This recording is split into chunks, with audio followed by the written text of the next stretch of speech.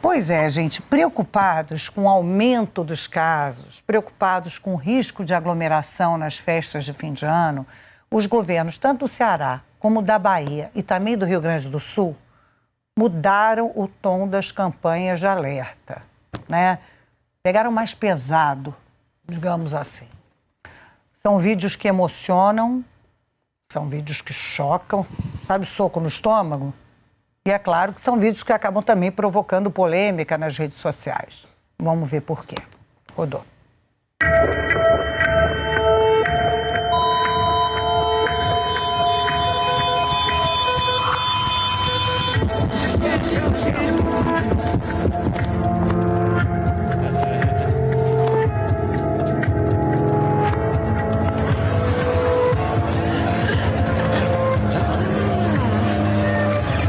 Basta um momento para acabar com todos os outros. Te cuida. Governo do Rio Grande do Sul. O meu amigo secreto é mais que um amigo. Eu nunca conheci um coração tão generoso. Contagiava todo mundo aonde chegava. Só que hoje ele não tá aqui. Porque fui eu quem contagiei ele. Desculpa, pai. A pandemia não acabou. Cuidado com as confraternizações. Use máscara, evite aglomerações e cuide de quem você ama. Se for celebrar, não aglomere. Sem máscara, só pra tirar foto. Só pra foto, hein? Como foi a festa, filha? Ótimo, mãe. Super pouca gente.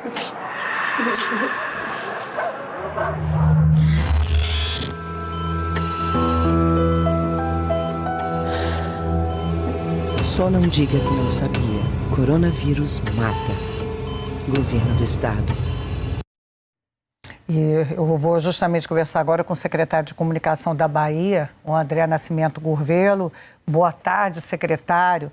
Eu sei que vocês tinham até outras campanhas, outras estratégias de conscientização, mas resolveram colocar esse vídeo que é forte nessa época do ano. Por quê? Boa tarde. Boa tarde, Maria. Boa tarde, telespectadores. Boa tarde aos integrantes da mesa, Daniel, Arthur. Efetivamente, a gente percebeu nessa segunda onda vamos dizer assim, uma falta de atenção das pessoas. Não sei se cansadas desses meses aí de pandemia. E aí, por determinação do governador, diante dos números que foram chegando às mãos dele, os índices elevados, né? Se consumou efetivamente a segunda onda, aí nós decidimos aumentar o tom. É um tom que, como a reportagem mesmo falou, gera uma polêmica, gera um elogio, geram críticas, gera uma polêmica que eu acho que termina sendo positiva para chamar a atenção das pessoas que a situação é muito grave. Ela é muito mais séria do que na primeira onda, porque o crescimento é bem maior. A gente tem números que mostram a ascensão da contaminação e que isso daí, diferentemente da primeira onda, a gente percebe que os casos de coronavírus competem também com as outras doenças. Então, a gente está muito preocupado com a questão da ocupação de leitos, principalmente leitos de UTI, e aí, diante desses números alarmantes, o governador determinou uma campanha, ou seja, aumentar o tom da campanha, aumentar o tom da comunicação, um tom mais sério, um tom mais dramático. Nós, para você ter uma ideia, Maria, nós já fizemos mais de 10 campanhas desde o primeiro momento de março, né, do primeiro caso aqui, que foi em 6 de março, na cidade de Feira de Santana. Fizemos várias campanhas, mas essa é a campanha mais dura porque a gente está percebendo, principalmente, um índice muito grande de contaminação das pessoas na faixa etária entre 19 e 29 anos. Ou seja, os mais jovens estão saindo de casa, estão indo para as baladas, para os paredões, para as festas, e estão levando o vírus para as suas residências, contaminando as pessoas mais velhas. Sandra Kogut participa também, secretário André, dessa entrevista. Sandra. Boa tarde a todos. Realmente é um momento particularmente delicado. A gente entende A gente viu outros exemplos, né? Por exemplo, a cidade de Teresina, alguns meses atrás, também fez uma campanha assim, muito baseada na emoção, mostrando para as pessoas que... primeiro as pessoas aparecem falando assim, não, o distanciamento social não é possível, não dá, e depois eles são levados a escolher, se tivessem que escolher quem que eles salvariam da sua família se não pudessem salvar todo mundo, que mostra que essa é uma doença, como ela é muito... Ela não produz muitas imagens, né? Ela é muito contagiosa, ela acontece em lugares onde as pessoas não entram para ver realmente a gravidade. Como é que é importante a gente conseguir chegar em alguma situação de proximidade? A gente, nesse momento, vive, acho que 2 problemas em relação às campanhas de informação. A gente tem muita desinformação e a gente também tem dificuldade em sensibilizar as pessoas, né? Como é que vocês veem isso mais a longo prazo, quando, por exemplo, a gente evoluir para a etapa da vacinação? Tá, eu acho que para responder a sua pergunta é interessante a gente contextualizar essa questão da comunicação. No primeiro momento, que tudo muito novo para todos nós, para o governo, para os veículos de comunicação, para a sociedade, no primeiro momento, a gente pediu as pessoas para fazerem a parte dela, ou seja, higienização, distanciamento social. E aí a situação vai se agravando e aí a gente entra com a campanha Fique em Casa. E a gente percebe que com o decorrer do tempo as pessoas vão cansando e têm a necessidade de realmente sair de casa. E aí a gente fala, se sair, use máscara.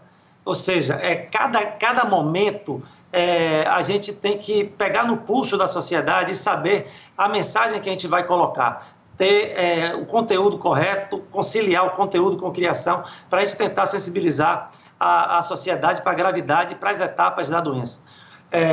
Vocês podem observar até aqui o backdrop nosso, hoje é apenas use máscara, porque a gente percebe também que as pessoas, o comércio tem a necessidade de abrir, tem a necessidade de funcionar, mas que é importante saber que as pessoas precisam tomar o cuidado e que a principal ferramenta para a prevenção, efetivamente, é a máscara. E agora, antes de responder a sua pergunta com relação à vacina, a gente está também preparando agora para a primeira semana de janeiro, a gente está preparando uma campanha para receber o turista. Por quê?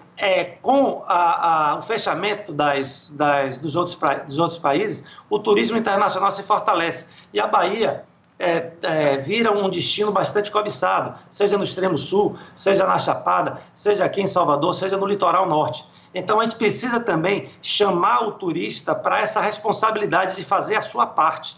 Não é que a gente não queira receber turista. Pelo contrário, o turista vai ser muito bem-vindo, como sempre foi, vai ser muito bem recebido. Mas ele também precisa fazer a parte dele. Ou seja, a campanha aqui é a terra do verão e aqui é a terra da responsabilidade também. A gente tem que ter responsabilidade com as outras pessoas. E já preparando para a vacina, a gente tem que aguardar a questão do cronograma correto da vacina e a gente já estuda um planejamento de comunicação para estimular que as pessoas sejam vacinadas e que procurem efetivamente a vacina. Existe um problema real de comunicação, que é uma falta de coordenação nacional com relação à comunicação. Os estados falam uma linguagem, a federação fala outra linguagem. Isso desde o início. Então, era importante, se vocês observarem, aí a questão da comunicação do Rio Grande do Sul, a comunicação do Ceará, belas peças de comunicação, como Rio Grande do Norte e outros estados também, que eu tive acesso. Mas seria necessário uma comunicação, uma linguagem única para a gente estar falando, não só desse risco, desse momento agora de Réveillon, de Natal, que as pessoas gostam de confraternizar, o brasileiro gosta de confraternizar, é um momento de reunião, mas que um ano é diferente, tem que ser um ano diferente, cada um tem que fazer a sua parte. E falta efetivamente uma linguagem única de comunicação para as pessoas receberem a mesma mensagem do risco e da importância de fazer a sua parte.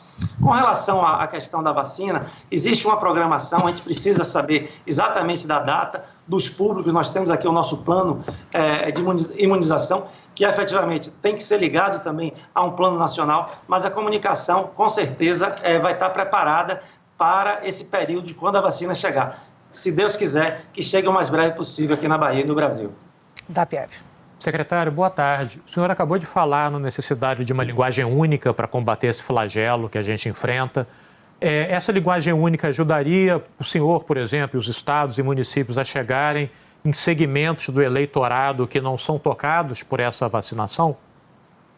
Eu não tenho dúvida disso. Eu acho que desde o início a gente busca o governador do estado, Rui Costa, inclusive deu várias entrevistas até aqui na Globo News, defendendo essa linguagem única, essa coordenação única. E não é diferente com a comunicação. É como se a gente tem uma comunicação única, mostrando que nós não estamos enfrentando uma gripe qualquer, uma gripezinha ou qualquer coisa que o valha, mas sim enfrentando uma pandemia que já está perto de ceifar 190 mil vidas. Aqui na Bahia nós estamos caminhando para 9 mil mortes, quer dizer, é muito. Então, se a gente tem uma linguagem única para chegar em todos os públicos, o que a gente está querendo, em resumo, é dizer o seguinte: não me interessa qual seja a sua religião, não me interessa qual seja o seu partido, não me interessa qual seja a sua idade, qual seja o seu nível social, interessa que somos um país só, que somos um estado só, e que a gente precisa ter uma linguagem única para devastar, para vencer esse inimigo. A linguagem que a gente está querendo, está clamando, é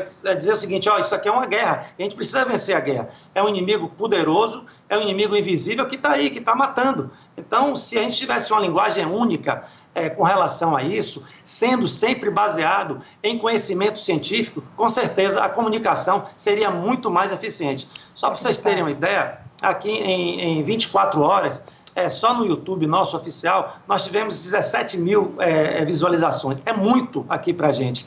Essa campanha não foi ainda para a grande mídia, não foi ainda para a televisão, só está apenas em rede social, está entrando nas emissoras de TV hoje. Então já causa um impacto enorme. E a gente percebe no monitoramento das redes sociais que tem muita gente dizendo assim: essa campanha não é uma besteira, isso aí não existe, vocês estão mentindo. Ainda existe isso. Por quê? Porque não existe uma unidade de informação. Se o país tivesse uma unidade de informação, tivesse uma linguagem única, com certeza a gente estaria hoje em outro patamar e facilitaria muito a comunicação dos estados. Em esfera federal sempre tem um impacto maior, né? Eu lembro que agora eu vi também uma campanha muito forte do governo francês, né? O governo francês, a partir de setembro, quando começou a segunda onda, mudou também a estratégia nacional, naturalmente, com uma campanha muito dura e nesse sentido mesmo, né? Nesse mesmo sentido de conscientização. Eram jovens reunidos na casa da avó que comemorava aniversário, porque isso era setembro. E para as pessoas realmente, né? Porque chegou junto, né, com essa segunda onda na Europa a fadiga pandêmica, as pessoas querendo relaxar. E aí, nacionalmente, eles vieram com essa campanha para alertar e para chocar mesmo, para chocar, causar uma reflexão, um impacto, um soco no estômago. Secretário André Corvelo, obrigadíssima pela sua participação aqui no nosso Estúdio I. Um Feliz Natal e que as notícias sejam mais alvissareiras no ano que vem aí. Tenho muita esperança. Obrigada. Muito obrigado aí pela oportunidade e sim, enfim, vamos fazer a nossa parte aqui enquanto profissionais de comunicação para tentar ver se a gente sai dessa aí, que o Brasil viva um futuro bem mais promissor e com mais saúde e com vacina. Muito obrigado, parabéns aí pelo trabalho de vocês. Muito obrigada. A gente para justamente nacionalizar essa questão, né, a gente procurou o Ministério da Saúde.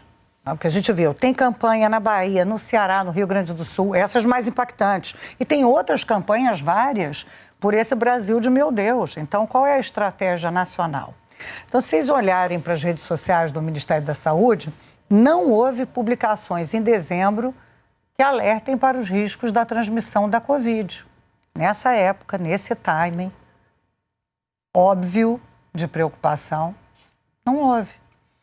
Também não houve postagens com incentivos ao uso de máscara ou à adoção do distanciamento social. A única que faz referência ao cuidado maior para se evitar contágios é a que alerta para os sintomas. Tem uma que alerta para os sintomas, quais seriam os sintomas da Covid, e aí orienta para que o paciente busque um tratamento precoce. É isso. Então, nós procuramos o Ministério da Saúde para comentar essa estratégia de comunicação, qual deveria ser essa estratégia de comunicação, mas não tivemos resposta. O nome disso que você acabou de escrever pode ser dissociação cognitiva, né? Porque você fala nos sintomas, mas não presta a menor atenção naquilo que causa o sintoma, que poderia evitar os sintomas. Pois é. Pois é. O pior é que é. O Dapiev até falava há pouco, né, sobre a questão da racionalidade. Eu tenho muita dificuldade de analisar coisas que eu não compreendo, né? O que ganha o Ministério da Saúde em não informar as pessoas, em não adotar uma estratégia de comunicação minimamente uniforme para o país todo?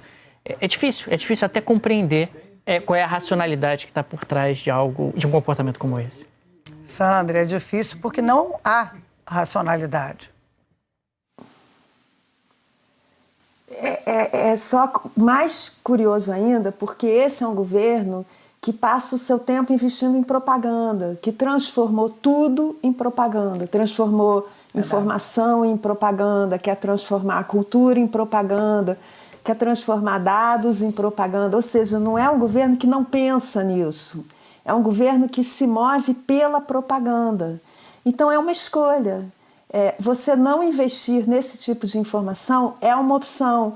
E é mais curioso ainda porque recentemente saiu a notícia que o general Pazuello tinha contratado um marqueteiro.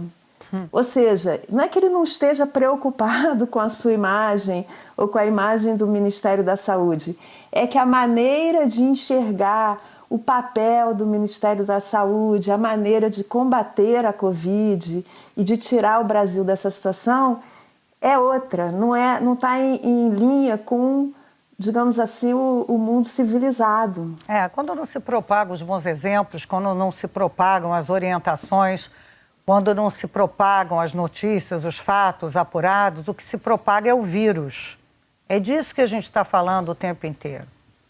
Sandra, e esse tipo de campanha de prevenção e vacinação, claro que explora o poder das imagens, né? A gente costuma dizer as imagens valem mais que 1000 palavras e valem mesmo. Tem muita força uma imagem, principalmente em momentos dramáticos. Historicamente, países usam, né, o poder das imagens para passar um recado.